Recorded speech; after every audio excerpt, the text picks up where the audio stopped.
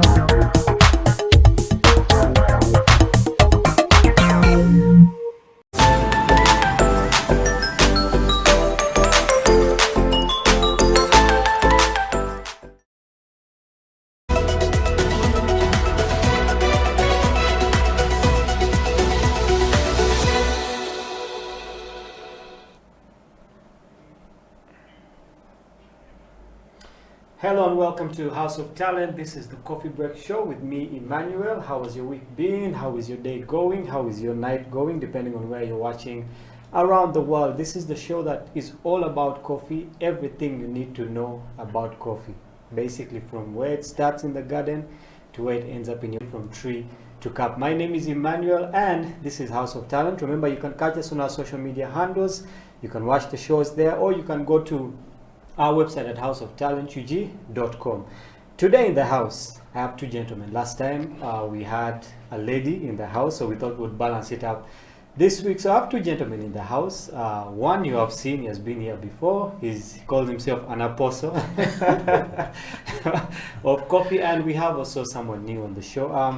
I'll let them introduce themselves so that you know. Let's broadcast them out to the world. Gentlemen, you're very welcome to House of Talent. Thank you very much. Thank you very much. Thank you for honoring our invite. Of course, Isaac, you have been here before. And yeah, I'm always here. I know that there are a lot of people, you know, out there watching you and excited to hear what you have to say. You know, a lot of wisdom that you bring to the show, a lot of wisdom you bring to the coffee business.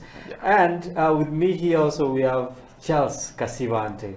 Yeah, someone we haven't seen before, but I do believe there's a lot of wisdom that is going to come from him. So, guys, welcome to the show. Thank you. It's always good to have you guys. And like I said, I'll let you guys introduce yourselves. I might introduce you guys, and you know, I won't do you know, the good that needs to be done. So I'll start with you, Isaac, please. Yes, I'm Isaac Roxanne. Yeah. Most people call me Apostle Under Dollar because of the coffee gospel I preach.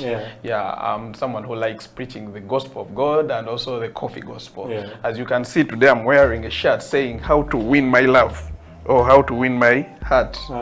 Buy me coffee. Make me coffee, big coffee. So if you want to win my love, these are the procedures you have to follow. Interesting. So We are trying to do something like promote coffee, the gospel through the shirts we are wearing, like the way. So these shirts, you can get them at Brew Plus in case you're a fan of promoting the coffee gospel, spreading the coffee gospel. So feel free to come at the office to get your shirt. Very interesting. Yes. Charles, I'll let you go next. Please let us know who you are. I'm happy to be here. By names of Kaswante Charles, a barista at Masha Foods. One is Chirichireka, another one is in Okolobi. I was mentored. This is my mentor, my teacher. I was in the school between 2018 to 2019. I've been in the industry for more than now. It's coming to 3 years. So I'm so glad to be here. Well, it's very good to have you. Usually for someone new on the show, we always ask them how their coffee journey started, because it's a very rare thing in Uganda to hear someone say, you know what, I'm in the coffee business, I'm a barista. Someone don't even know what the word barista means, okay? So Charles, for you, what was that thing that drew you in towards coffee?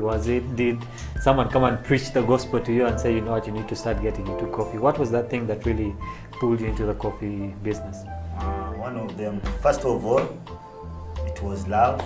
The love that my brother had and Mr. Isaac. Yes, it's the first thing that pushed me to come in this industry.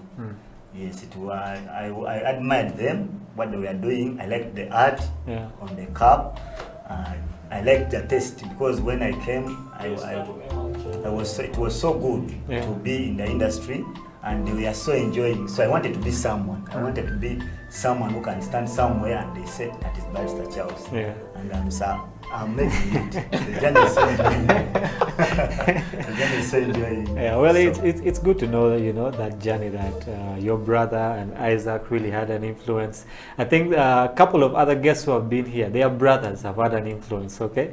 I don't know why sisters are not influencing people to We shall have to look into that. Shall have to look into that. So Isaac, I know you've been here before, so but for the people who don't know you, I believe that there are people here watching for the first time. Let us know. So what drew you towards coffee? Because it's something rare, okay? But now it seems like you have grown so much, you have mentored people. But what was that initial thing that also drew you towards coffee? Actually, I always tell people that a friend, if you have a good friend, not any other friend, we have bad days that, let's go and watch football. That may not be your friend. You just, it's football making you guys to come together. Apart from football, after football is done, everyone is scattering to do their own thing. So we have good friends. Now a good friend is someone who is going to look at your situation and tell you, man, there's this gig here. Can you manage to adopt to work? Can you manage to learn? So I learned coffee through a friend also. He's like a brother to me. So this guy also introduced me to his boss. At the end of the day, the boss liked me because I had that engineering part of it, and I also had adopted the new culture of coffee with me. So on the other side, I'm an engineer.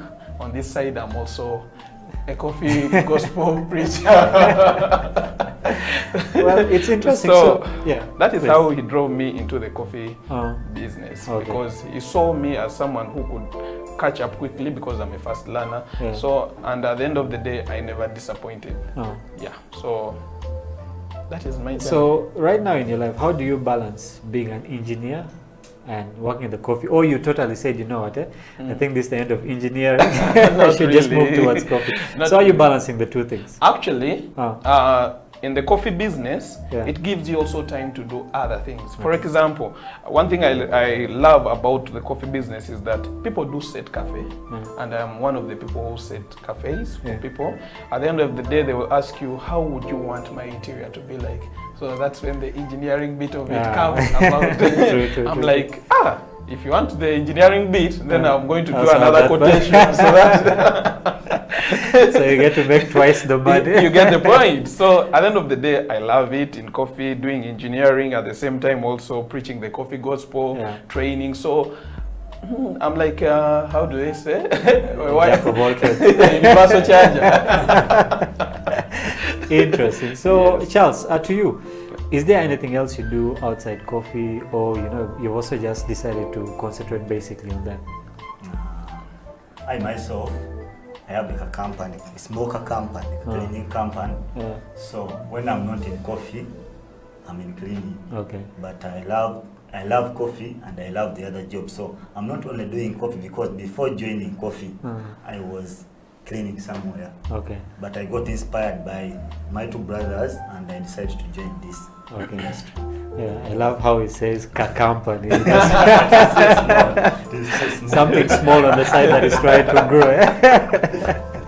Well, that's interesting that you guys actually have lives outside coffee. Most times people think that when you get into something, you forget about your other part of life. But we have an engineer, we have Charles, who's I believe you want to build a very big empire when it comes to cleaning. It's actually it's actually a very important thing, because if you go to someone and say, okay, you know what, I've brought, let's say you go for a gig, and that day the barista at the gig, and they're looking for someone else to clean after the party, so you offer the extra service. So actually, I always use his services. And when I go to cafes, there's fumigation, and in cleaning, there's also that part of fumigation. So you see, that is the beauty of being in the coffee world.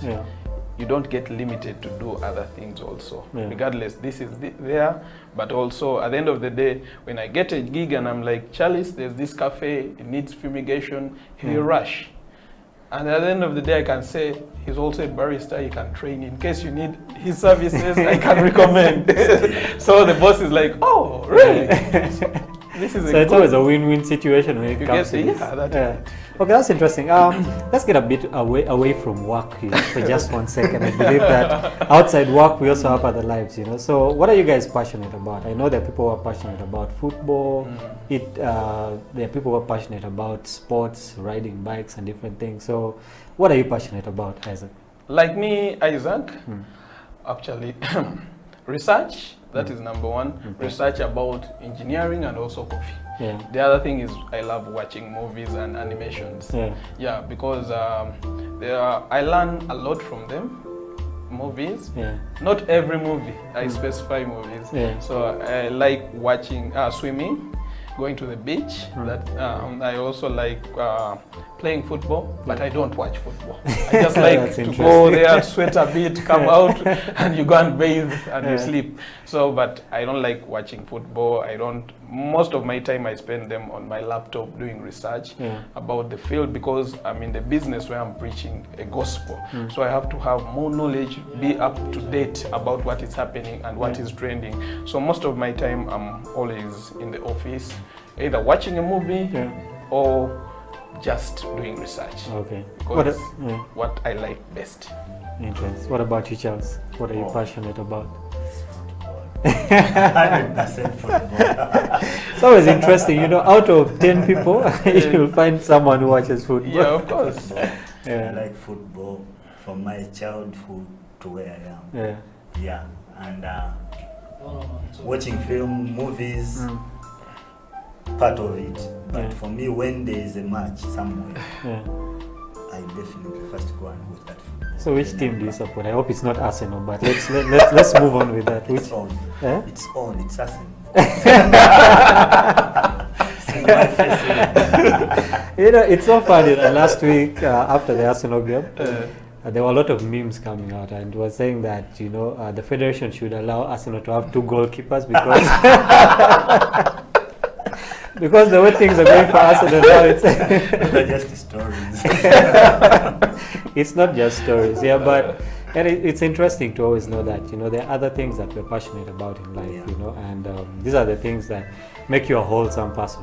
When you pick different parts of your life and put it together, it makes you a wholesome person. And Charles, I brought in some new member. Can you train them? So he can even testify about that. So at the end of the day, it's not easy. One thing you have to learn is like everyone that comes to the lab or the training academy has different characters and also come with a different mindset, because now now I have a doctrine I set and the syllabus I set to everyone that comes, whether you're from another coffee school, but here you come and learn the Brew Plus culture, coffee culture. Because at the end of the day, I don't know how the other doctrines are being set, but here and my team, we sit down, we set a curriculum that guys have to follow. Yeah. Whether you're saying that I know, you have to follow. Yeah. Now, you find someone coming in and telling you, Isaac, I want to learn the machine. At the end of the day, in Brew Plus, before you want to learn the machine, you sit down for the papers. Yeah. We give you a paper, you sit. If you pass, then we shall know you know what you are going to do. Yes, you are qualifying for the machine. If you fail the paper, we come back and we tell you the truth is you don't have the knowledge about coffee, and you need this knowledge, and it moves along with the practical bit of it. So those are our doctrines. We like the money that you bring to us, but if you are not ready to adopt our doctrines, what is the use? Because at the end of the day, when you're going out there, you are representing that school that you are from. Not only you that now I'm a barrister, but you are representing that school you are from. You get the point. So it hasn't been easy, but it's just that I have my own, how can I say, how I work my magic to see that someone adopts the culture of Brew Plus. Yes. Interesting. Charles, you were a student at one point, and now you transitioned to a barista, and now you're also a teacher. So you teach different people at your different stations. How was it transitioning from being a student into being a barista? Let's say your first gig, were you scared? Like people say, I had butterflies in my stomach. Did you make a bad cup of coffee and think to yourself, you know what, I need to go back to school? How was that transitioning for you?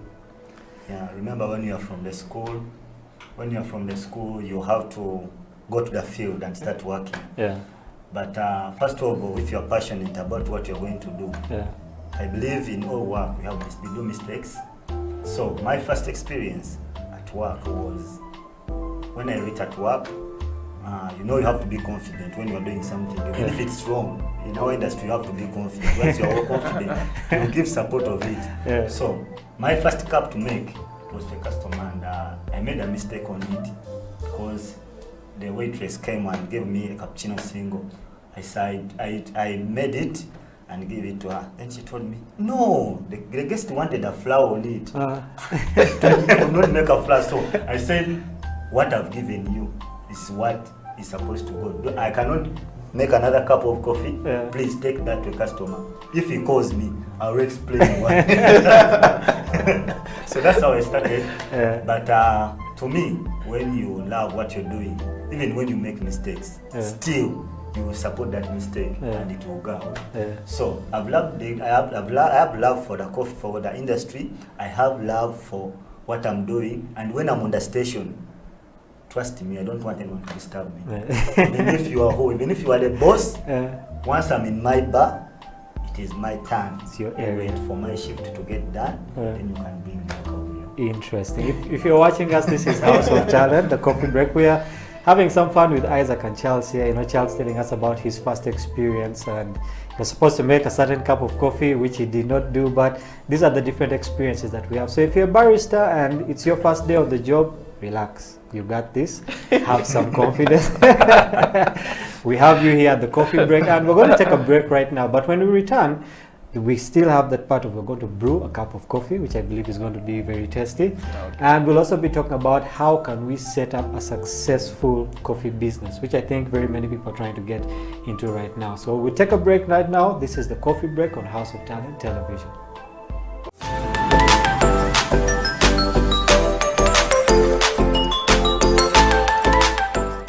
Welcome back to the Coffee Break on House of Talent Television. My name is Ateng Emmanuel, and this is the show that is all about coffee. Remember, if you know someone who's a barista, who's a kappa, who grows coffee, and you think they need to be on the show, you can always contact us. Let us know. We'll bring them here so that we can always change information. As you know, people in the coffee industry, it's a growing industry and we need to support each other. But if you just love the show, you can always tune into House of Talent Television. We'll be giving you guys the best information on coffee. We'll be teaching you guys how to brew different cups of coffee and basically just have a good time like we're having right now in the studio with Isaac and Charles. Charles telling us about his experience and him watching football, supporting Arsenal. For Arsenal supporters, I think you need a lot of coffee for basically what's going on in your camp. Yeah, but it's really interesting. I know both of you have, you were students once, then you passed out, and now Isaac, you run Brew Plus, and Charles, you're also doing your thing. And there are people out there who want to know, okay, if I want to set up a successful coffee business, okay, where do I start? Like from conception until, you know, I serve my first cup, you know. Isaac, where do we start? Now, where do you start is one. As the CEO of the project, let's say you are the boss, you have to have a good team. Even before you have a good team, you have to have one, knowledge about what you're going to do. Now, this is the challenge we are finding in our field, that most of the bosses, because just someone has money, he saws, like, let's say the boss of Cafe Javas putting up a restaurant, so he's like, let me also go, I have my room there, let me make it a coffee shop. No, things don't just work like that. You just have to, one, you have the money, right? But the other thing, you need knowledge about what you are entering into. You get it's like buying a car and you want to drive it, but you have never driven before, or you have never been in a driving school. So at the end of the day, you're going to crash. True. Now, I always tell the bosses, do you know or do you have any knowledge about this field? If you don't have, are you willing to learn? 2, the team you're going to work with. Now, the restaurant business or the hotel industry is too big. We have different sectors. We have the managerial sector, where the managers fall. We have the supervision sector, where the supervisors fall. We have the waiters, we have the barmen, we have like the barmen. We have the baristas, we have the kitchen. In the kitchen you'll find the head chef, we have the pastry chefs, we have the stewards. So every sector, you have to know what happens in the kitchen. Is the kitchen the same as barista? So most bosses don't even differentiate between the barista sector and the kitchen sector. They think this is one. You get the point? So at the end of the day, you have to have all that knowledge about what you're going to invest in your money. And the other thing, you have to come up with what they call a doctrine and recipes of that particular place. Now, for example, I've worked with Javas. They have their culture as Javas, they have their recipes as Javas, and they have their doctrines as Javas. Javas has a policy that whenever you come to Javas, you have to learn how to do things in the Javas way. Once you leave Javas, you can do things the way you want. If you go to La Petite, I've worked with their La Patisserie, you'll find that they have their culture. The way they serve certain things is not the same way that like Javas does it. So all these, as a person who wants to invest money in the restaurant business, you have to have a system and a team that helps you come up with either that system or you build up that system as you, so that you know that here, this is our recipe, here, this is what we do, here, when someone joins, this is what they do. Okay. To Charles, you're running 2 businesses now. You're running a cleaning business, then you're also doing it with coffee. Isaac has given us a good perspective, but I believe that different people have different perspectives. So for you, let's say when you were starting the cleaning business, I believe business is one thing. We could get into different avenues, coffee, cleaning, sports, and all these things, but at the bottom of it, business is the same. So what are some of those steps you took, you know, when you decided to open your cleaning business or your coffee business that, you know, other people can learn from? First of all, before you start a business, to me, you have to have the love of what you're going to do. Like for my cleaning company, I started it because I had experience about it. 2, the location of the place. What is your target group? Yes. And another thing is marketing. You have to know when you're starting a business, do people know who you are? Do people have an experience about you? Have you ever worked for someone at a certain place? How was your work? Because I believe in any business, any person you get, any customer you get, you have to do the best out of you, such that that customer will attract others to join your company. So I had to make sure that the people I serve I do my best to attract others. And I'm so happy because at least the people I targeted to when I was starting my car business, bringing in more and more customers to me, and I'm doing my best to provide what I can to them. Interesting. You brought up a very important subject there. When it comes to a business, there are certain things that we need to consider. He talked about the target audience. Yes. Isaac, when you are starting the Brew Plus Lab, yes, what was your target audience? I believe you sat down and said, you know what, this is the group of people that I need to target, and this is the group of people that are maybe going to bring me the most income, or these are the group of people who are going to come for lessons and all that. So how did you come up with your target audience, and what is the target audience? One, around me, I had what they call friends. Now, the best people who are going to market your product are your friends. Now, once, like for example, Brew Plus, you train one person, they'll go and preach the gospel and say, I recommend you to join Barista. Now, class attracts class. True. If you have a good product, it will always attract people who want it. Now, I've seen people out there going on saying, I'm selling this, it's the best, advertising their product. But at the end of the day, if you use their product, it's not worth it what they are saying. Now, at the end of the day, class will always attract class. Now, my clientele is friends. Because now, every person that I'm close to and I've trained are the same people who are the ones recommending. So majorly it's friends, family, because they support my hustle. You get the point? It starts with the people around you. Because I don't know the line that is behind Charles, the people behind him, but he's my friend. I don't know the line that is behind you, but you're my friend. At some point when they talk about coffee, who comes to your mind right now? You. Thank you. So you get the point.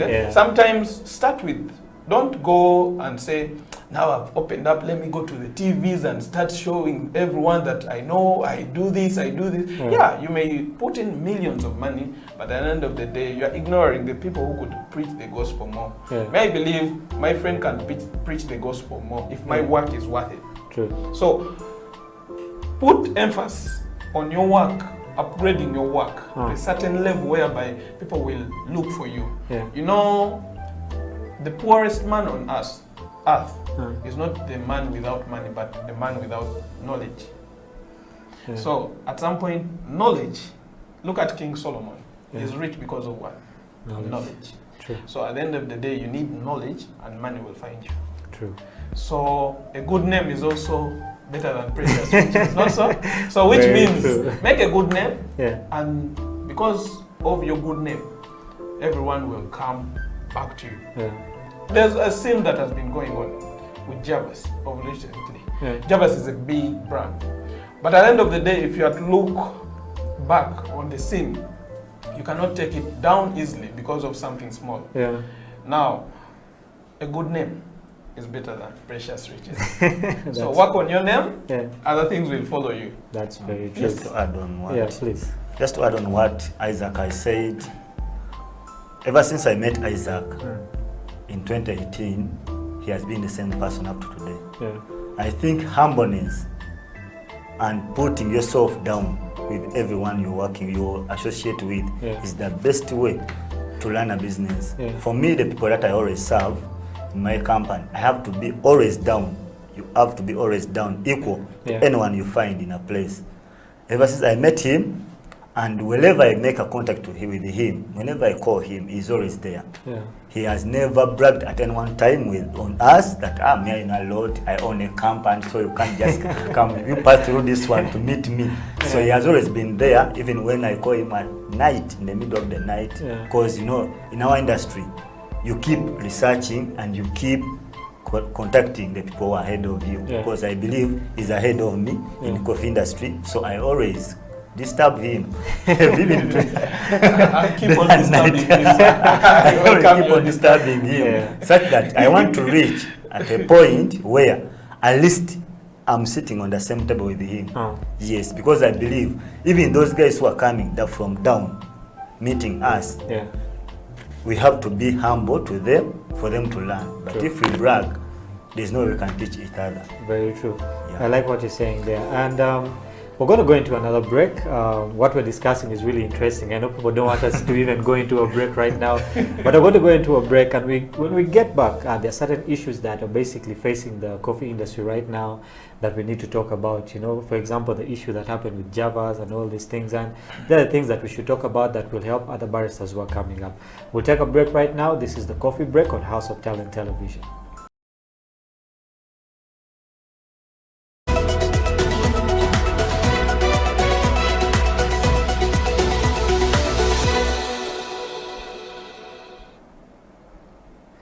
Welcome back to House of Talent Television. This is the Coffee Break Show with me, Emmanuel. I believe this is the most exciting show, actually the only coffee show that we have in the country currently. Yeah, and it's a very good thing, I believe, that we're doing here. Before we went for a break, we're basically discussing how you can, you know, start up a successful coffee business. And with every business, there are challenges that come. Yeah. Okay, for example, the challenge that Cafe Javas was facing just a couple of days ago, and there are a lot of these other things. Isaac, what are some of these challenges you have faced and how have you overcome them? Now, for example, we always have challenges with customers. That's why whenever I used to be in restaurants, I used to be in the barista sector, and at a point whereby I serve my own customers coffee, so that even if it means me going out to get some orders from the customer, it helps me. How? I have to understand, how does Emma take his coffee? How does Charles take coffee? Maybe Charles is not a fan of strong coffee, so you have to understand how customers take their coffee. Yes, and there's a customer coming and telling you, can you do me something off the menu but I'm willing to pay? So at the end of the day, you have to come up with something unique off the menu, but the customer is going to pay. Even if you tell them it will cost 50,000, they will say it's fine, just do it. Then break it down to the customer. Tell them, according to what I'm going to do a blend of this, do this and this. Are you allergic to something? Find out exactly. If the customer is allergic to something, you don't put it there when you're making. You get the point? So I believe most baristas think that by being behind the bar, now they are done. You get the point? But reach to that point of understanding each customer, that you see, waiters, they do mistakes also. They are humans. So at some point, a waiter will come with a confusing order. Some waiters will, you see, who are not trained very well, they will come. For example, someone will come and say, I have customers there, they are 4, they are saying they want an espresso divided into 4. And seriously? You're like, but it is impossible. Come on, how can you divide this into 4? So at some point, it gives you a mind. Don't be harsh on that waiter, but ask the waiter, can I please meet with the customer, and explain to them. You get the point. What an espresso is, it's just a shot. So at the end of the day, that is how I used to operate in the restaurant. I feel me involving, apart from the production part, but also in the service part, it was the best thing that has ever happened to me. Because that's how I made friends with the customers. They're like, where's this black guy? If this black guy is not there, man, I'm not taking coffee today. You get the point? So the customer is calling you like, man, I came there, you're not there. What happened? You are the only one who knows how to do my beverage. So at the end of the day, you as like the boss of the restaurant, you have to come up with a team, give the baristas a chance to go and build recipes for your restaurant. Give them the time to do research. Most baristas, they are used to just coming to the station, going back.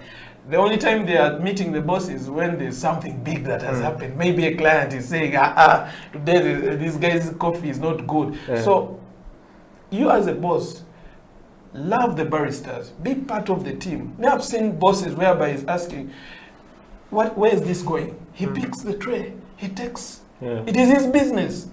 Lead by example. Don't be in the office say, I'm paying him. You see the point? Don't be harsh on these people who are doing production. True. You get the point. A barrister is having a lot on the mind during production. Orders are flying in like jet fighters. So at the end of the day, you as a boss, you also coming to stress him. So they're dealing with a lot. It's not easy to be behind there. I know what is there. The next day you're hearing a customer say, man, I didn't order for this. What is this? Take it away, pouring it on him. So these guys are dealing with a lot. So at some point, you as a boss, you have to be calm with the people in production, or else you are going to make them hate their job. Yes. So a couple of things you've said there. One, you have to brand yourself. Yes. You know, people are looking for you. If you're not there, nothing is happening. So you have to brand yourself as a barrister. Then too, you have to know how to work with people. Yes. Not only your customers, but also the people you work with. Yes. You know, in the station. And also, like he said earlier, you have to be down to earth. Even if you're a boss, you know, don't sit there in your office and, you know, throw out orders. Come down to the station and work with the people. I believe that when you work together, you can go further. Okay. Before we get into brewing a cup of coffee, I believe that for every industry, you know, especially now for coffee that is growing, okay, there are very many people that are starting to come into it. Okay. Yes. And with all these different people, there are different perspectives, different recipes when it comes to, you know, the coffee shops, and different schools with different doctrines, different ways in which they do things. And I believe that at a certain point, no one wants to support the other because everyone wants to climb where? Up to the top. So everyone is being secretive about this and that, you know, not giving out, you know, the kind of stuff that they do at their school. Maybe I'm a barista, I came up with some very good recipe. I can't tell the next person because, you know, it might hurt me. Yeah, so to Charles, I believe that this is a problem that is there. Okay.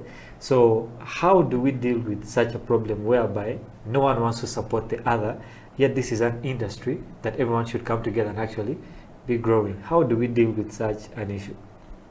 First of all, I'll talk about the people who are feeling proud of themselves. Because in our industry, first of all, being down to earth, it means you have to help each other in what you're doing. In an industry we are working from, but the challenge we are facing are the people who are lacking the love of what they are doing. Yes, you may be a barista, we are working on the same station, but you are looking out for money. Me, I have passion for what I'm doing, whereby I'll always feed you information that you are not going to take inside you. Now, when I come in the following day, we always do recapping. We always do briefing on what before starting a shift. You do a briefing and you find that someone is totally green about what you were doing, what you talked about yesterday. Now you lose morale on helping that person. Yes. Another thing, Isaac talked about the customers. I thank this television for keeping people know about coffee. There are few televisions that give out such information about our industry. It is still low. People don't know total about coffee. You receive a customer in the restaurant, he tells you, I need, you give me a coffee beverage. For example, you give me espresso. He just reads it from the menu. You do espresso, you serve espresso. He calls you because in our restaurant we always go and make a follow-up to our customers. How was the taste of the beverage I served? So you go there, the customer tells, hey, what is this? I don't know what you gave me. You know, Bichi? I said, that is espresso. You have to explain espresso. Then at certain point, then he will tell you, I didn't know. Just bring me hot water and add on because I need too much of it. But this is too bitter.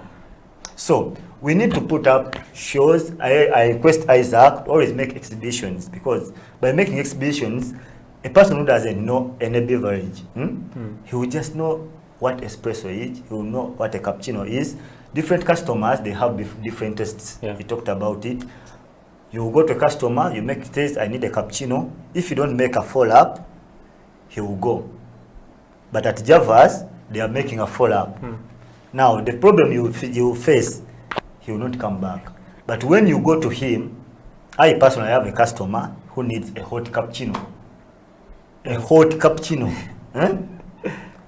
If you don't go and get information from him, understanding the customer, you will not know what he wants, and you will go move cafe to cafe because he's always waiting for you to come and engage with him. If you don't engage with him, he doesn't know, and you just go to another cafe. The other day at Java's, another cafe. So you keep on moving till you get someone who understands his taste. Another thing is about, like the incident that happened to Java's recently. That thing can happen to anyone. It can happen to any restaurant, to any cafe in the country, because you can't tell. For example, you have come, I've made for you a milkshake, you have taken it away.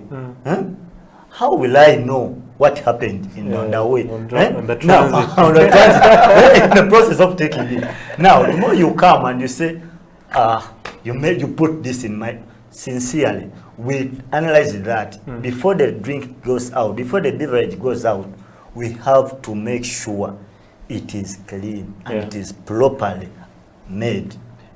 You get, so if you go out, you bring your information, the feedback that I found a rat in this, I found a cockroach in this. I cannot blame myself, the person who made it, and I'm happy if Java didn't fire the people who made that milkshake, because you cannot tell. It was in the transit. The process of taking it, you don't know. You may go out and you put the back you of see, the challenge was, when you see that clip, the challenge was that it's very rare to find a rat in a shake, because I know how a shake is made. At some point, if it, not only a blender, even if you are using a shaker or a shake machine, trust me, you will end up blending that rat. In fact, you are doing a rat shake. You get so you see, if they found a rat's tail, it would be understandable. But they found a whole rat. But this rat was found after the milkshake was consumed. And it touched. And you went out, you came back. So it was funny. So one thing customers are forgetting, that we know how production is done. That's why I stand with Java's. Not that because I've worked there, but I know how the production is done. Even if it had happened to any other cafe that have been I know how things are done in the barista sector, and these guys are keen about. So you see, the doctrine is like, before an order goes out, you have to triple check the order. You see, the order passes around in two hands. You have who has made the order, goes to the head barista, who is always at the dispatch, and also the controllers. Now, up to the waiter. Now, 4 people, and you tell me one has not seen. There's a problem there. So me, I stand with Java's. And I would like to say that those who have been going to Java's to have their meals, please go back, have your meal. And the other thing is, like, customers, please, before you leave the restaurant, first check your product. Yes, I know some mistakes happen. You find someone saying, I got hair in the food. Some slight mistakes happen. But at the end of the day, this one was really, I don't stand with it's interesting what happened, but also you can bounce back from that. I think we've reached to that part of the show where we get to brew a cup of coffee. I believe that there's certain people who wait for this part. They get their things together and say, you know what, I'm waiting to brew. And what we're brewing today is a French press. We have done this before, but I always believe that it's good to learn and it's good to drink, coffee from different baristas. So I'll hand it over to you guys, to just take us through what we're going to make, and just like we always do, just run people through the process, from start to finish. Over to you guys. Okay, so this is our French press. This is our gooseneck kettle. This is our kettle. It's called gooseneck kettles. Baristas outside there know what a gooseneck kettle is. It's used for brewing coffee. Not like the other kettles you have at home. It's kind of different. So we have our hot water in the flask. Anyone can do this at home. You don't need to just have a big machine to do it from home. So I have my hot water in the flask. I open. I pour in my hot water.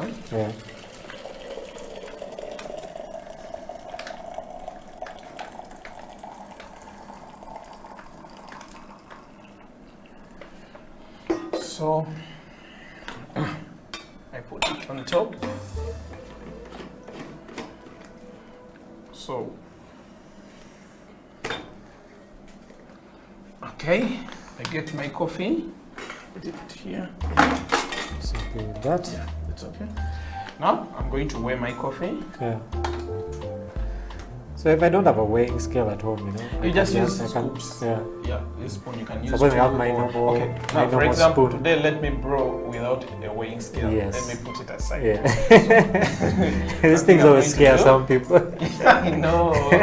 You want to make breakfast and you're looking for a weighing scale. Preheat. Yeah. Now, why do I preheat? The rule of brewing hot beverages: never serve a hot beverage in a cold vessel. Or a cold cup. Oh. That is why we first preheat. Yeah. Now you can feel the temperatures. Yeah. They are hot enough. So after preheating, put that back.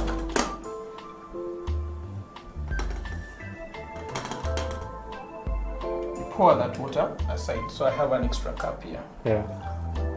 After, you measure your coffee. Depending, if you take strong coffee, you can do 2 spoons of this. Yeah. Or 3, even 4. Yeah. But me, I'm going to do 4. Since we are here, 3 people. Yeah. So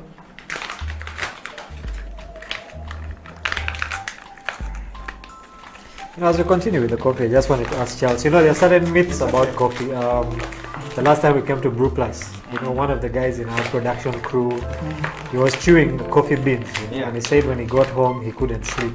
Yeah. So to Charles, is it true that, you know, okay, not when you consume coffee, okay, there is that effect, sometimes you don't sleep, but if I chew coffee beans on a daily, does it have the same effect, okay, on me as if I've taken a cup of coffee? Would it kill that kind of sleep from me? Or it's different for different people? And that one happens to different people. Yeah. Like for some, you can find someone, a barista. Let me say, I'll not talk about the people, the audience. Yeah. I'll talk about a barista. Yeah. He tells you, me, I'll take 4 shots of espresso to work out for me. Yeah. Now for me, when I'm at home, because I always have coffee at home. Yeah. So I always get 3 spoons of ground coffee, put in my cup, make a cup of coffee. I'll watch movies too. Now, chewing beans also almost the same, only that the other one doesn't have water. Yes, you chew it slowly, depends on that period of time you're going to chew your beans. Because you're not going to like you chewing beans. You have to chew slowly, taking your time, like our old judges, the old fellows, they used to take beans slowly. You take it slowly, you chew it slowly, it will work out for you. Ah, okay. Yeah, so and the other thing you have to know about coffee, that coffee has caffeine. It's a natural acting stimulant, which means if you don't want to sleep, drink coffee. That's why I always ask people that, why do you drink energy drinks, like let's say Rock Boom or Sting? Because you see, whenever I'm weak and I feel the body is weak, I should just take that. Take my Sting. Yeah. So if it's a stimulant, I believe that even for there are people who go to the gym. So if I take coffee before I go to the gym, will it have an effect? Yeah, because it takes you back to history. Look at the American G.I. Joes, where the history of Americano came about. Look at the athletes who used to go for to do the running thing. They used to drink coffee to help them boost their metabolism during that period of exercise. So it's always, I advise, once you're hitting the gym, first have a cup of coffee at least 30 minutes earlier, then you go on. It will help you boost that morale. And another thing to talk about, I don't need to we people who love football and who have ever played football, it is always advisable to take a cup of coffee after playing football, because it will bring back the energy that you have lost while in the field. So it is a good beverage to take after and before. Reminds me of a joke. I think you Arsenal guys need baristas. Very many. The energy they're using needs to be replaced. But so what level are we at brewing our coffee right now? We are done. I'm just serving the coffee. Oh, okay. Yes. So if you're out there, you want to know more about coffee, we always have this show every week. You can always tune into House of Talent Television. We have basically hosted very many different baristas from different walks of life who have given us their experiences, their stories, and we believe that there are still many more who will be coming through here. If you're a barista yourself and you want to come onto the show, let us know. Send us a message. We will be very happy to host you because we want to grow this industry as much as we can. We need to support each other, just like Isaac is here, is supporting his students always. Charles is also here. And we've come to that part of the show where we need to say bye to the people until next time. I know that it's not a time that any of us likes. We could sit here and talk about coffee, you know, like someone said, till the cows go home.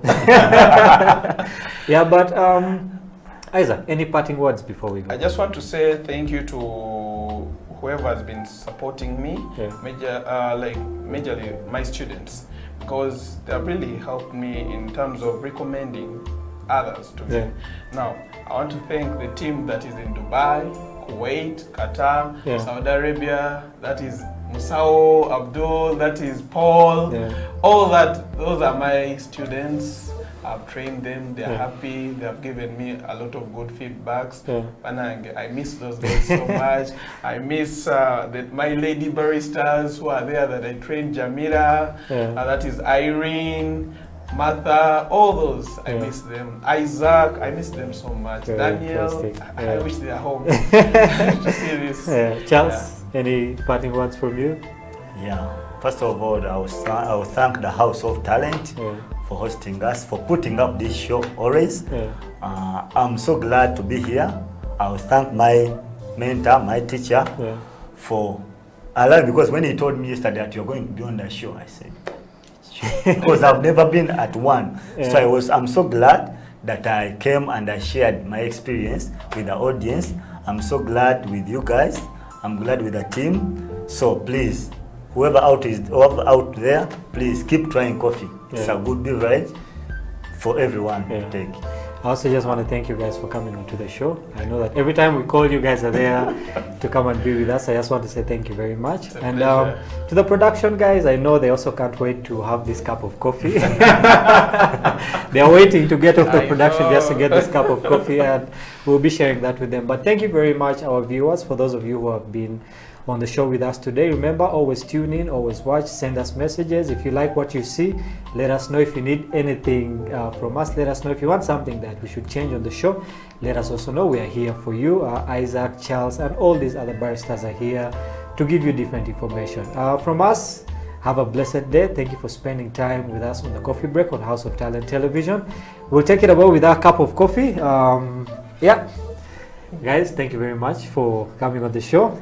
Till next time, this is House of Talent Television. Like any other good thing, there's been a lot of fear that we could be in more danger, that our data is actually being taken away, because, I mean, it's virtual private network. The guy who's running it is probably in Europe or in Australia or in Germany, he's anywhere in the world.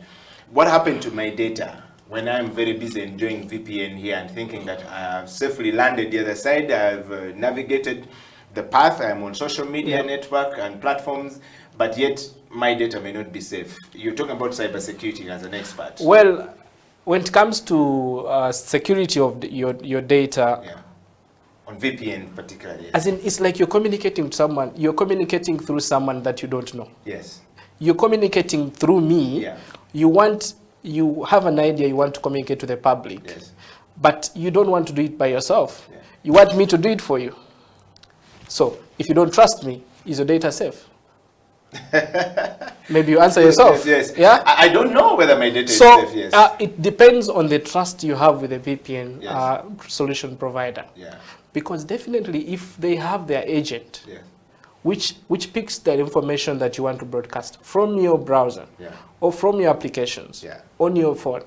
Definitely, you know, when we're installing applications on our phones, they'll ask you, do you want me to have access to your contact list? Because you'd wonder, how do these guys actually make money? Yes, that's another question. Because I have access to your phone numbers and your contact list, I can sell that information. I have access to your device. I'm seated in your house. I know where your bedroom is. I know where your bathroom is. I know where your kitchen is. So I can use that information for my own. But as I'm also doing your job. Yes.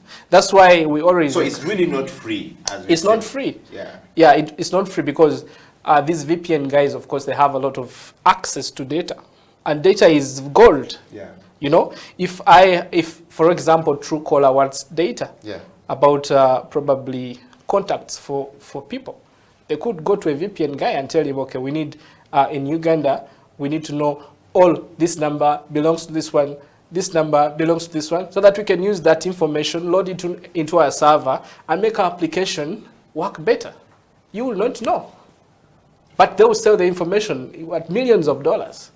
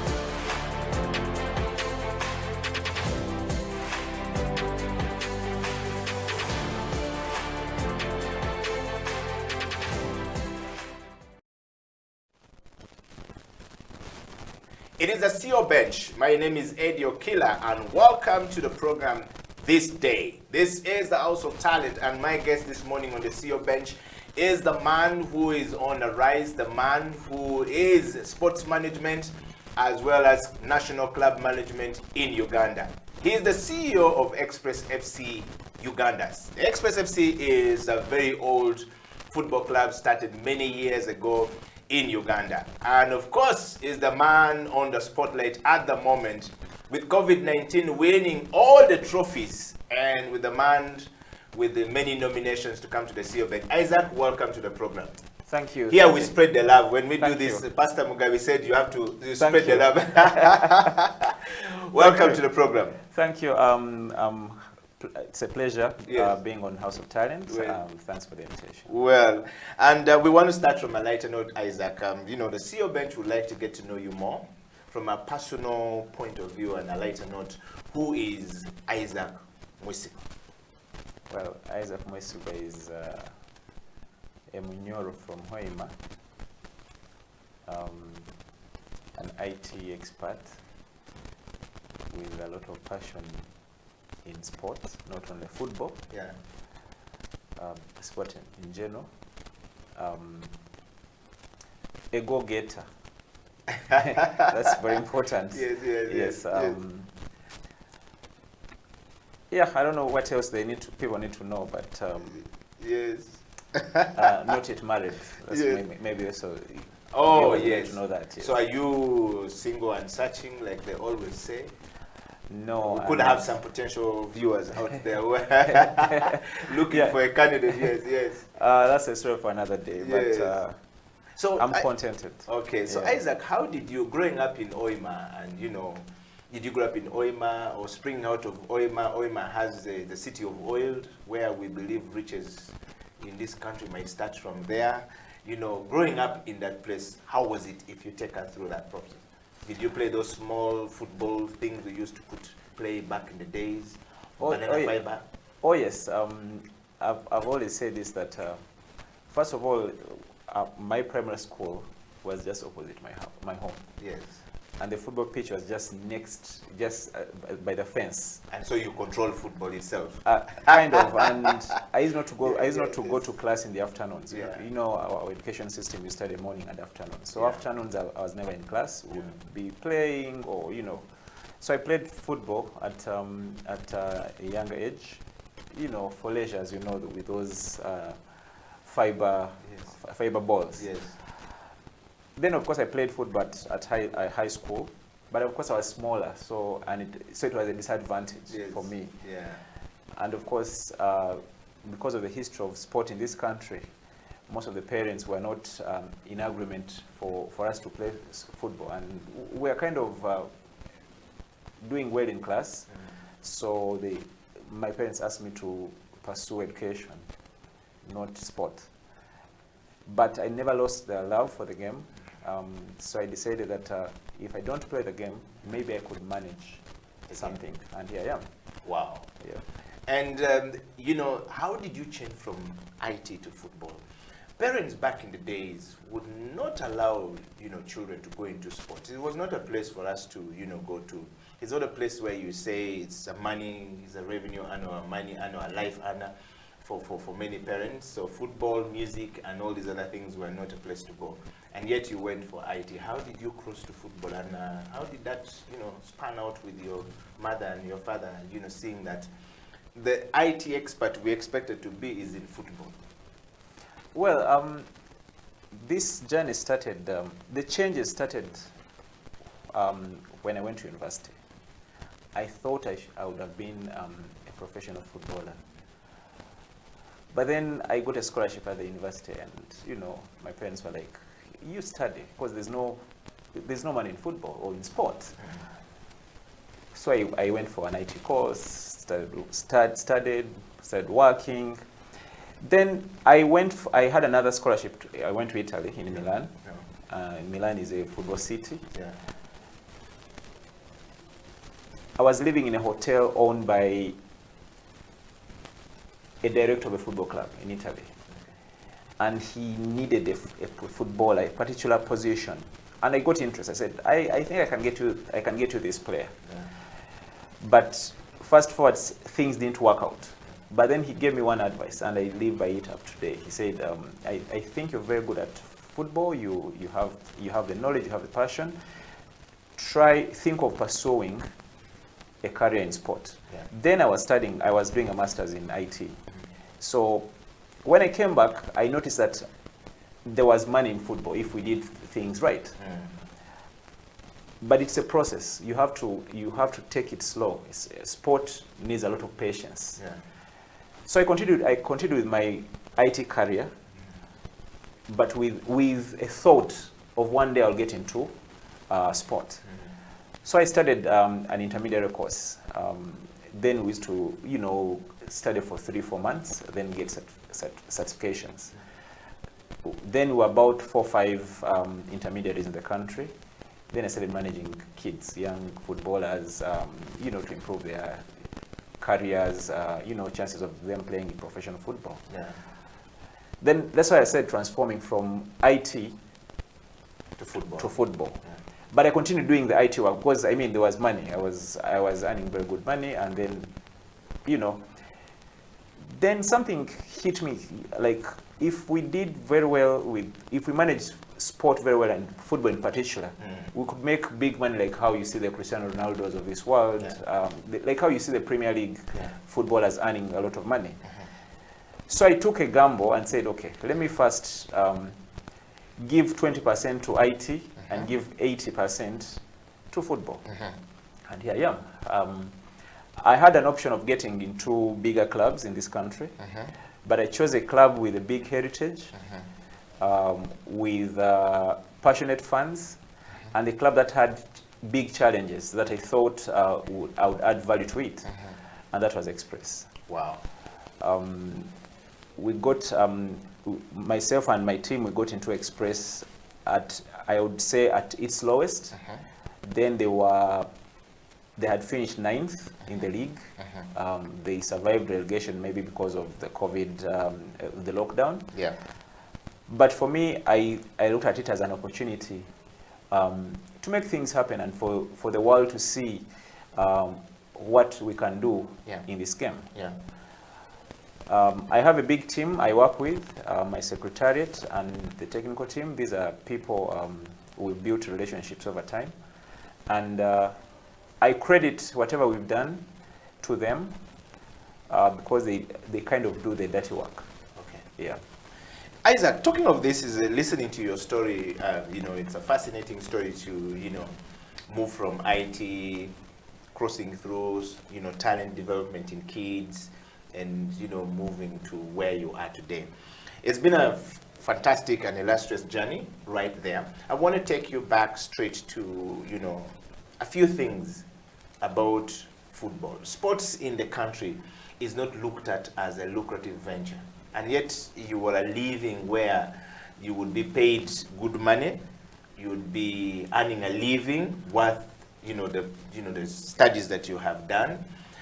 We've had an IT expert on this show a few weeks ago, and he was telling us, how IT is the next big thing, how IT is the next level where we're going, and everything else will need to be, focused to IT. You left IT and went into football. Football is not looked at as, or sports in general, in Uganda or in Africa, is not looked at as a lucrative place to be. What informed your decision?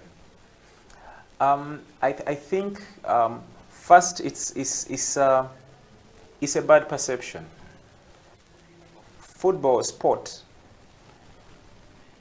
is a lucrative business all over the world, and with the current global pandemic, it could be the biggest business. Yes. Because it's entertainment. Sport and entertainment go together. Yeah.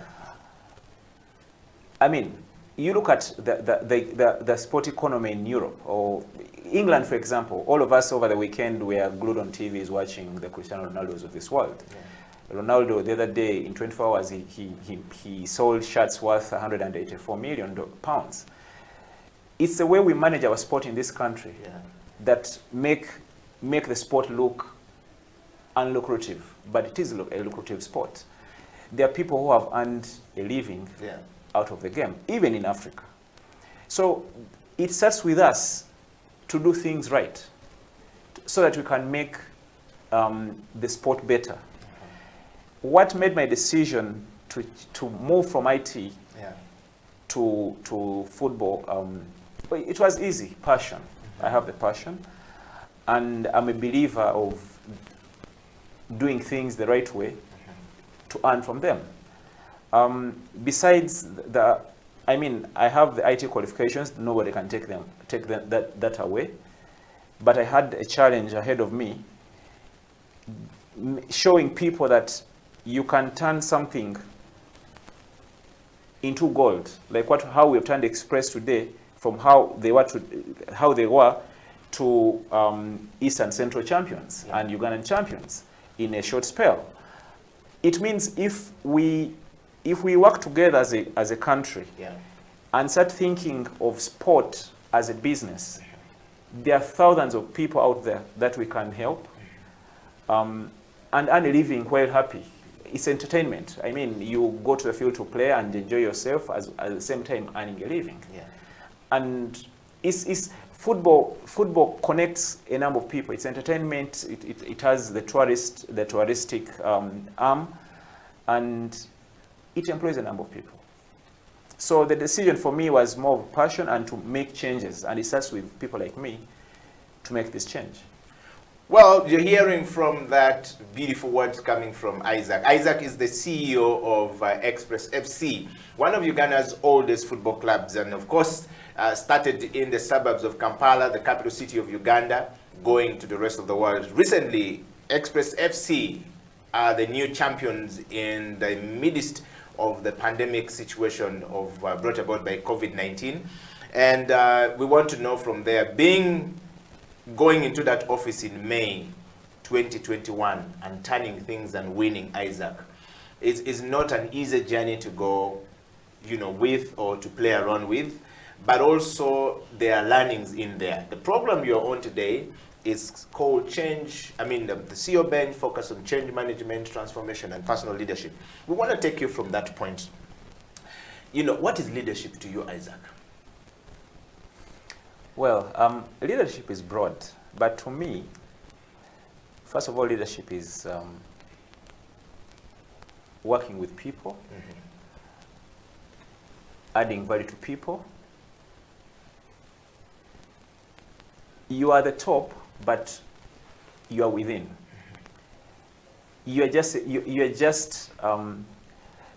as the word says, leadership. You're just leading a group of people, just guiding them. I'll give a live example at Express. I lead a group of intelligent people at the Secretariat, technical people on the technical side of the game. Those are the coaches and the medics, and then we have footballers. Yeah. Now, these are three different sections that kind of diverge in the ideology, the way they think. Yeah. But as a leader, I must bring these three sections together. How do I do that? By creating different autonomous systems within, everybody knowing that they own what they do. They own their sections, they own their different departments, and they feel a sense of ownership that of what they are doing. Yeah. So for me, leadership is working together, creating relationships, adding value to the people you're working with to attain the objective, one similar objective that we have, that is moving from one place to the other in the positive way. Wow. And on that note, Isaac, what is self-leadership to you? Let's narrow it down to you. What is self-leadership to you, Isaac? All the way from Masindi, all the way from Oima, all the way from the Bunyoro land to Kampala and to Milan, all of that requires that you lead self. What is self-leadership to you, and how were you able to do it? Well, first of all, self-leadership, with self-leadership, you first need to know yourself. You first need to know who you are. You need to know you need to know the inner self of yourself, as the word says itself. But you need to understand that you also need to know your interests as a person and know that, okay, if in this is how this is what I want as a person. Yeah. And so for me, self-leadership also requires control. You need to control certain things and take decisions based on how you feel. As you said earlier, changing from one profession to the other required a bit of soul searching and taking a decision. If I didn't have self-control or self-leadership, I would have, after 3 months at Express, I would have moved back to IT because IT was a comfort zone for me. Yeah. I know what I'm doing, I'm earning good money. Yeah. But I moved to this other side with so many challenges, with so many unknowns ahead of me, but persevered. So for me, I believe that it had to do with self-leadership. Okay. And on that note, Isaac, are you a leader? You know, this thing we're talking about leadership. And we need to know whether, Isaac, are you a leader, and what kind of a leader are you? Because there's somebody out there who is wondering, who is stuck, and does not know how to lead self or to pick self. Even the definition of leadership to them is totally skewed. It is skewed to politics, that he will seek votes and become elected as a leader, or as a politician is a leader. But yet your definition of leadership here is absolutely different. It's more relatable, it's something I can take home, it's something I can bank on. So we want to know from you, Isaac, are you a leader? If yes, what kind of a leader are you at Express FC? Well, first of all, I lead a group of about 70 people. Yeah. All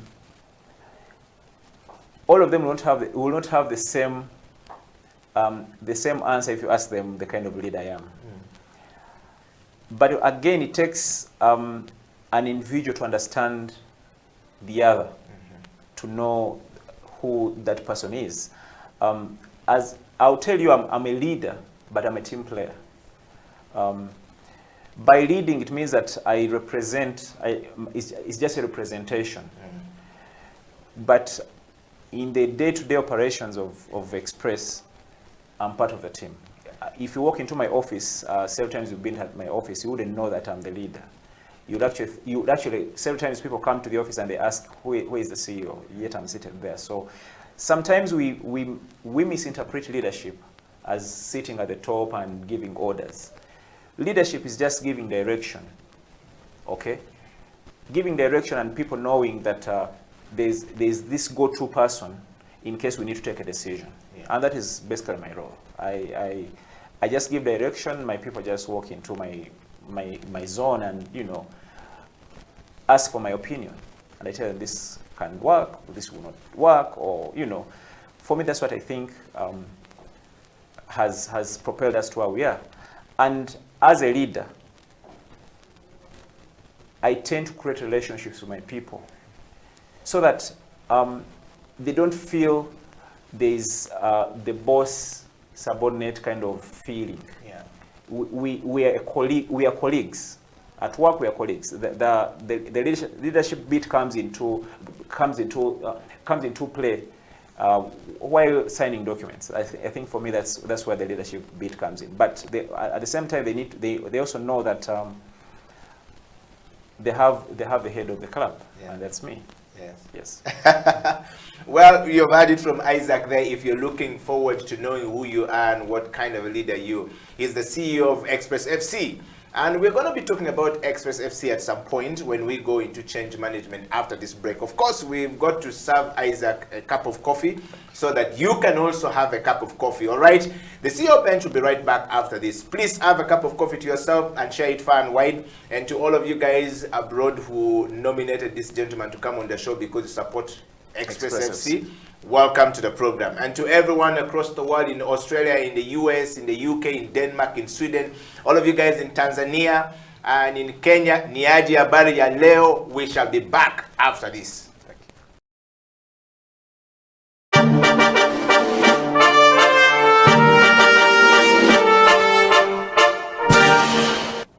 How did you, as a child, if you visibly remember, what did you want to be in life? Well, if I go back, I think I looked at two things as a child. I thought about, I looked up to the skies and I'd see the stars and, see the airplanes flying over. And as I was there, with my dad, looking after the cows, or with my grandma going fishing, or with my grandpa farming, I'd look up and go, wow, what are those things up there? And then someone told me, that's a space station. Go, okay, interesting. And what else is up there? Well, those are stars, and those are airplanes. I thought, well, it would be great, to figure out how those things work. Yeah. And so I guess that was one interesting, passion of mine as a little kid, figuring out how aerospace vehicles work. And I guess that wasn't, something which excited me a lot. Wow. You said the two things. So how did you end up there? You were fishing with your grandmother, you mentioned, and farming with your father, and grazing with your grandfather.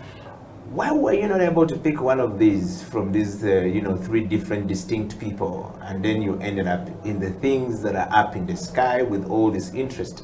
What was the motivation like? Was somebody an aerospace engineer? Was somebody thinking about the things up, or it just came to you?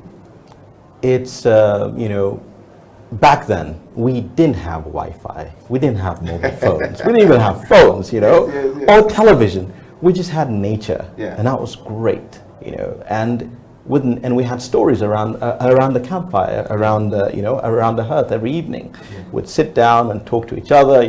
We lived quite close to national parks, so every now and again a lion would hop over and grab a cow and go and have supper as well. So we shared with the lion. So it was being at one with nature. But what's important in all that was allowing one's mind to imagine, allowing one's mind to run, to fly, to really go as far as one's mind could possibly go. Yeah. And if I think of looking at things from the space going down, I could still look down and figure out what's going on, on the fishing side. I could look at what's going on the farming side. I could look at what's going on the grazing side, because when you're up there, you can see everything. Yeah. But it also helps you appreciate how special the earth is. Yeah.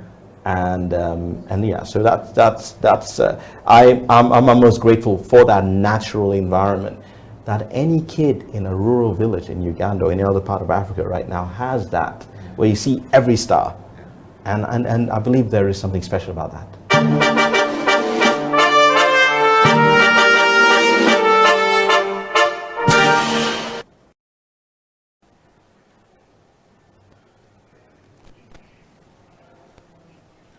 is the CEO Bench, and welcome back to the program. My name is Eddie Okela, and this is House of Talent Television. In the studio today, we are talking to Isaac Mwesigwa, who is the current, CEO of Express FC, a football club out of Uganda, going to the world. The current champions of, the Uganda Premier League, and Sekafa. And the Sekafa, yes. That's very important.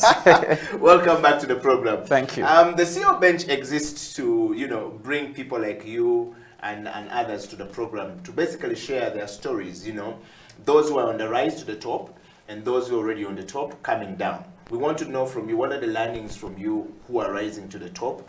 And, what are the expectations when you get to the top? You, of course, have gotten to, to the top. Or I'm still moving to the top by the achievement we have seen from your CEO assignment at Express FC. And we think that the success came too early, for you, which means that the journey has been very interesting. We want to talk about change management. You've mentioned a couple of things about managing change from one place to the next. But now we want to talk about change management at the place where you are. Managing change requires that you communicate this change to many people. Managing change requires that the change is effectively communicated both from the top to the lowest end. And of course, in the middle here, you're always going to have so many challenges trying to balance the boat and fixing things here. And sometimes that communication doesn't trickle down very well. How were you able to do it when you landed at Express FC to change the story of Express from where they were to what it is today? Well, change management is a bit, I would say, tricky to implement, and especially for people with my kind of background. IT people were not very good communicators. We know for as long as you write your code, you connect things and they work, you have internet, and things are okay. But change management requires you to communicate with human resource. And I knew that could be one of my problems at Express. I was dealing with people from different backgrounds, literate and illiterate. What I did was to create structures and making sure that these structures function. You have a secretariat, you have different people in different departments, from finance, HR, you have facilities managers, you have the technical team. In the technical team, we also have people we communicate to. You have player leaders, and you have the communications department. You make sure that these different departments are interlinked. They have a bit of autonomy, but they are interlinked in the way they do their things. Now, for me, at the end, I receive information. I receive processed information. And of course, that has helped me a lot in the sense that I have competent people in different departments, competent people in different sections. And because of that, it has relieved me of the burden of making sure that I have to go from top to bottom in terms of communication. These people do the communication, and my work is to supervise, or my work is to communicate with the leaders of the different departments. Yeah. So for me, the most important thing was the structures being in place and making sure that these structures function, and most importantly, having competent people in these structures and having a good communication channel among them. Isaac, talking of it, do you think that these changes were always and effectively communicated to the lowest end? Would you attribute the success that you attained in a very short time at Express FC by making them win a certain trophy that they have not won since 1957, as it is written? Do you think that this change, you communicated it effectively and it was effectively received at the lowest end of the club that caused this to happen? Well, yes, and a bit of no. Yes, in the sense that, well, it's visible that we've attained success. And some people did not expect it to come this early. Because change always have doubts. Yes. But we had people who believed in us from the beginning, starting with the chairman and the board, people who believed in me especially. Yeah. It starts from the top. If the board believes in the leader they have nominated to run their club, and myself also identifying people I'm going to work with and believing in them, starting with the secretariat, the technical team, and the players. I have a hand in the way we get people on board at Express today. So I'll tell you that every player we have at Express, we believe in that player, the coaches, the secretariat. So it's about believing in ourselves. The bit of noise that we would have done better on the continent, that's for sure. Much as we've won the Premier League, or we have won this, the CECAFA. Just recently, we've just been eliminated from the Champions League. We could have been new after 25 years, but I believe we would have done better. Now, that is something we need to work on. We learned very many lessons from there. Maybe that's where we need to start from. Change management is continuous. So there are things, definitely there are certain things we've not done so well in the season. Otherwise, we would have finished the season unbeaten.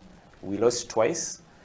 It is continuous. And with the previous season, we learn from the previous season. There are lessons learned and there are improvements. So there are things we've done very well we need to maintain. There are things we didn't do very well that we need to improve. There are new things we need to learn from other teams, from other better teams across the globe. So the information could have reached up to from top to bottom or vice versa, but we need to keep doing that. We need to keep communicating. With communication, you'll have success. Yeah. I believe so. And of course, not forgetting the support from our sponsors and the board.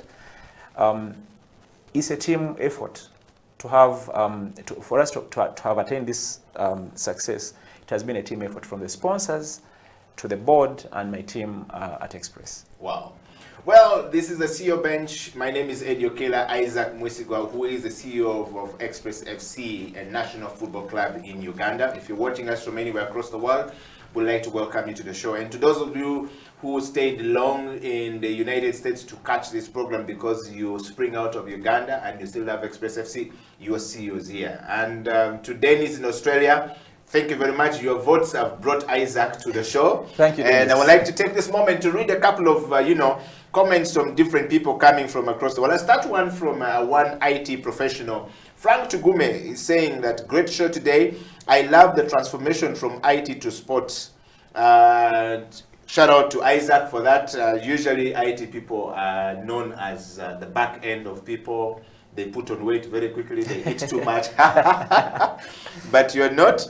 And I have another one here coming from I'm an Eddie Okela. Thank you very much for the program. My name is James. I live and work in the UK. I used to be and still is a fan of Express FC. At some point we lost it because we started quarreling and saying so many things and we stopped focusing on winning football. At least Isaac has brought back hope to Express FC. Shout out to that CEO and his team. And I know soon enough they're going to start fighting. Whenever success comes to Express, we start fighting. That is already the prediction coming. I have another one here on, saying, Eddie Okela, thank you very much for the show. I love that we have a football CEO talking about football. We want to deep. Can you please ask some question back and deep to, the football and sports management in Uganda has not been done very well. The likes of Isaac, brings out the new people who are not trying to stay. I hope he's not going to try and stay at Express forever, but he will be able to grow. He seems like he's a formidable person who can take the sports from world. I like the fact that he's talking about his experience in Milan. Those are good exposures. I live and work in Sweden, and I think this is a good thing for Express FC. I'm a fan of Express FC. At some point, we were quarreling too much and we forgot about football.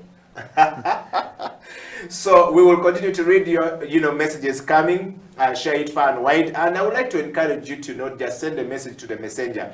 Put it to the public group so that we can read it out to everybody and make it easier. Sometimes I know the messages are overwhelming, over 200, 500. It's very difficult to read all of them, but we'll sample some of them and make sure that your messages are read. Isaac, you're hearing this coming from the people who are Express fan, you know, yes, and some of the things they're talking about is true.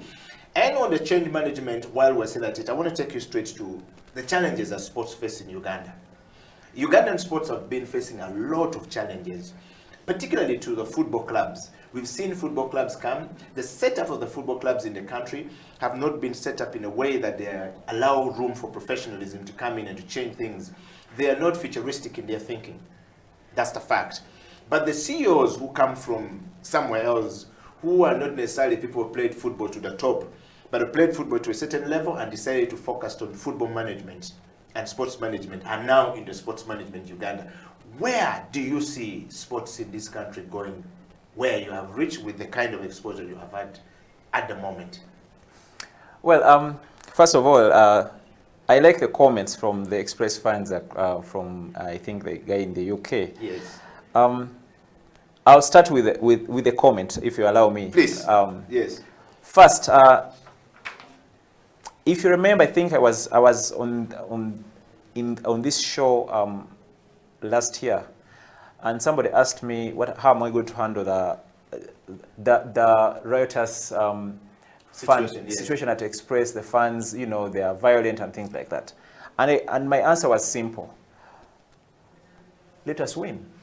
That's all they need, and I can tell you today, the fans are happy with what we've done. Not all of them, of course. 90% could be happy, but the 10% will always be there. Will always be there. However, he's right that sometimes when teams start winning, then you know they start quarreling. You start having frictions and things like that. Yes, yes. It's everywhere.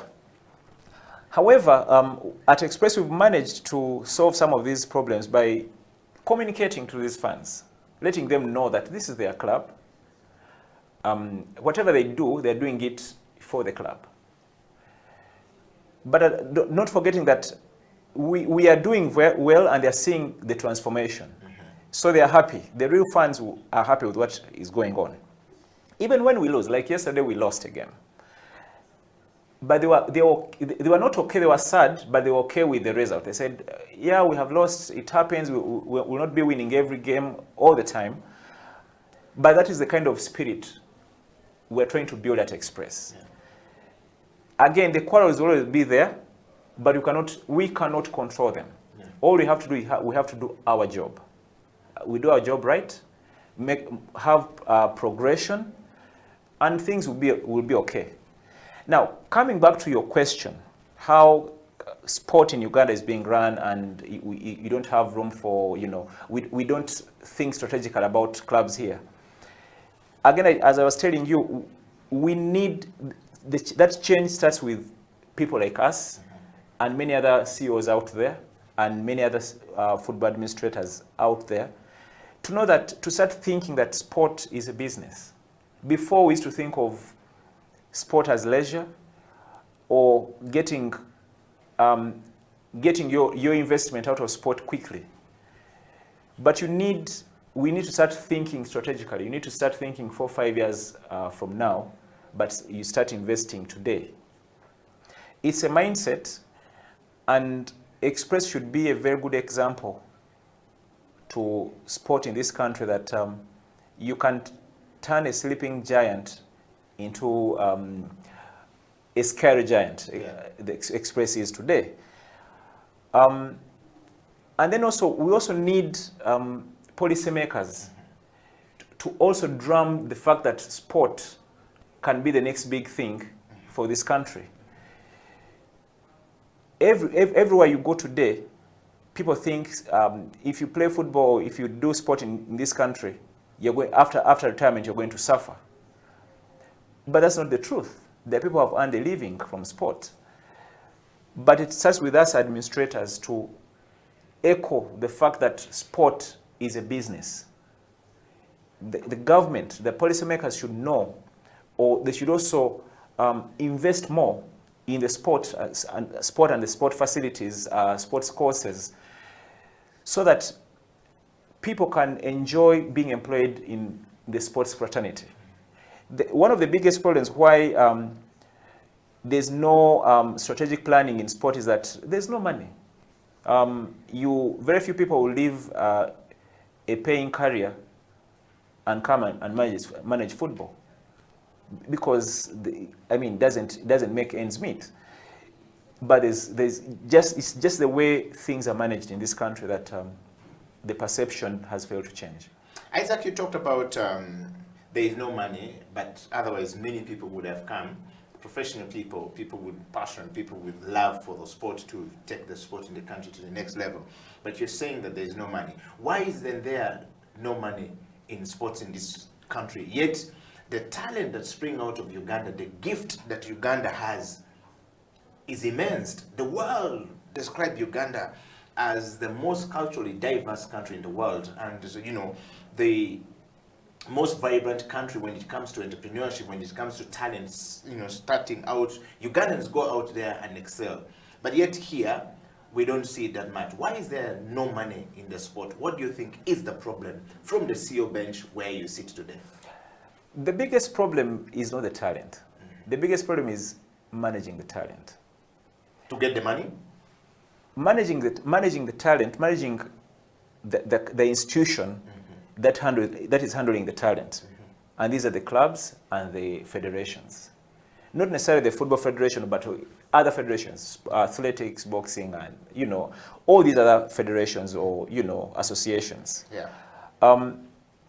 Because we're not as organized. Just the other day you saw FUBA struggling to play the Afrobasket. They did not have money. They got money in a sack and things like that.